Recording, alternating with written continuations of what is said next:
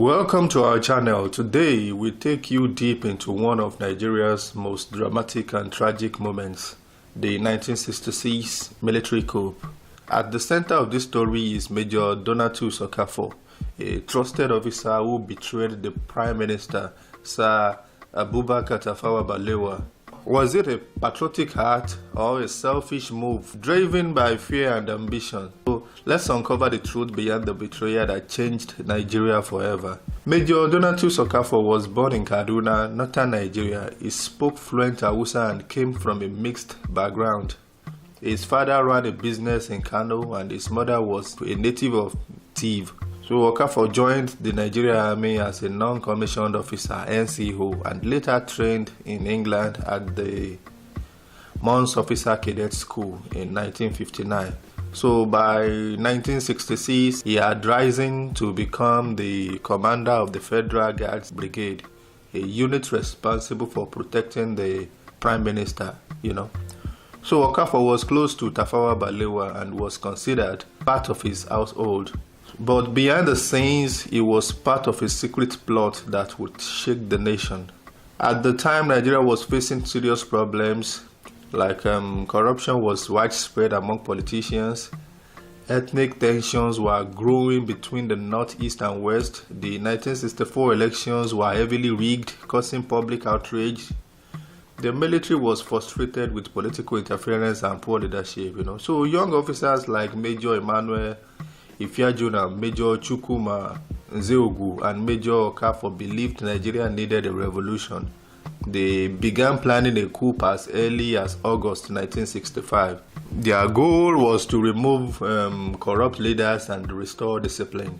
So the coup was not random. It was carefully planned by a group of officers like Major Emmanuel Ifeajuna, the mastermind in Lagos. Major Chukwuma Nzeogu led the operation in Kaduna.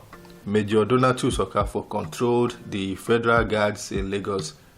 And Captain Ogboji, part of the original planning team. So Okafor's role was critical. He had access to the Prime Minister's movement and security details.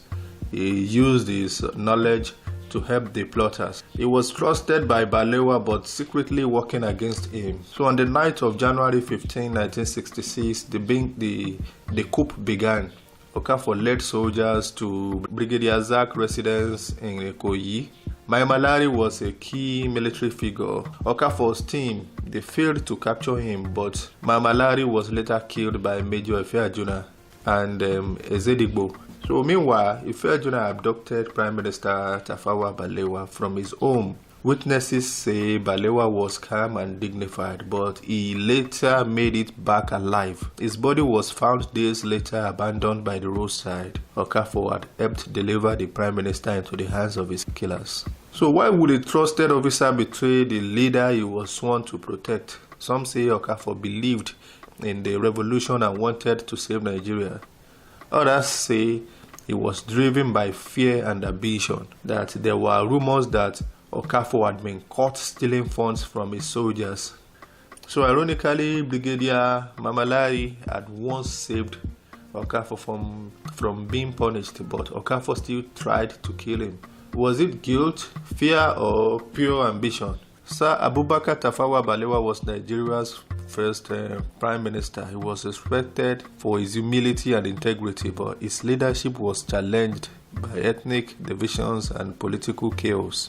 After his abduction, reports says he was either shot or died from stress or a heart attack. His body was found near the Lagos-Abeokuta road. The exact cause of death remains unclear till today.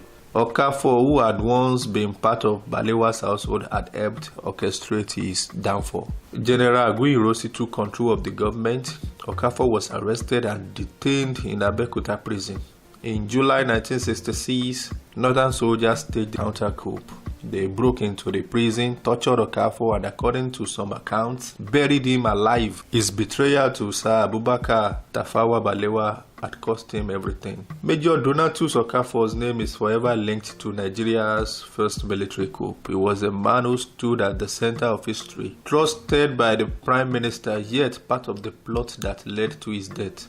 His story is a reminder of how power, fear, and ambition can change a person. It also shows how fragile democracy can be when trust is broken from within. So the 1966 coup marked the beginning of military rule in Nigeria, a path that would last for decades. So thanks for watching. Don't forget to like, share, and subscribe for more stories from Nigeria's history. And remember, sometimes the people closest to us can change the course of history. So be guided, my friends.